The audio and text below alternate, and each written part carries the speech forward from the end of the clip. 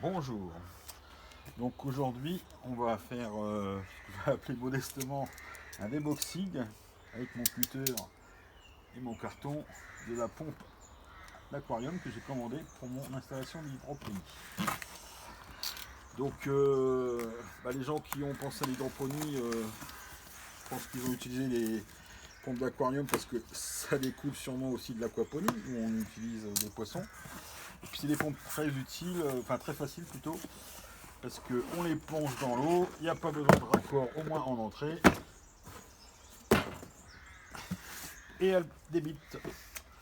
Donc voilà, j'ai acheté ça sur un site internet bien connu pour s'être lancé en vendant des petits distributeurs de manteaux, ça c'est début. Donc j'ai pris une 4000 litres heure. Donc avec 4 mètres de hauteur de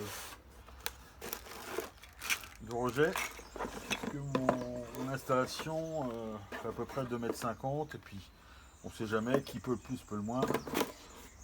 Et puis bon, par rapport à une 2000 litres, elle était quasiment pas beaucoup plus chère.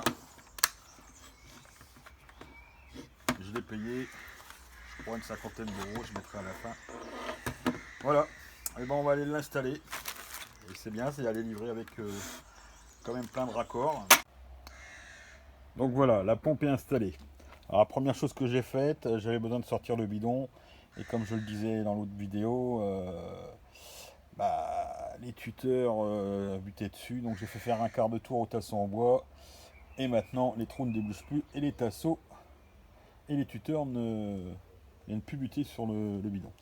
Autre idée que j'ai eue, c'est que j'ai vu sur internet que certains avaient mis un réservoir trop petit. Il remplissait souvent. Donc moi il fait quand même 200 litres.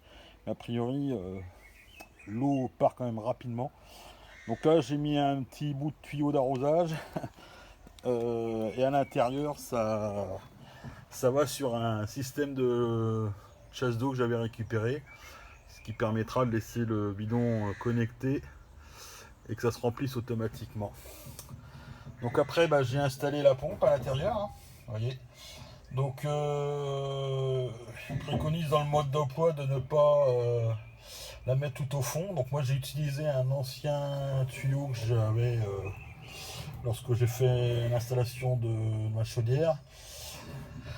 C'est du tuyau de chauffage de diamètre 32 là, qui allait bien parce que les raccords qui sont livrés avec la chaudière,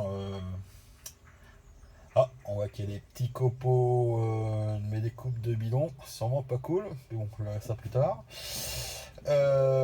Donc dans les raccords qui étaient réglés avec la pompe, livrés avec la pompe, il y en avait un qui s'adaptait bien sur mon tuyau là que j'avais en stock, et un reste. Et donc ça permet, vu qu'il est très rigide, vous voyez, de maintenir la pompe un petit peu au-dessus du fond du bidon, puisque dans le notice d'emploi ils disent que il faut pas qu'elle pose au fond, elle risquerait d'embarquer des bouts.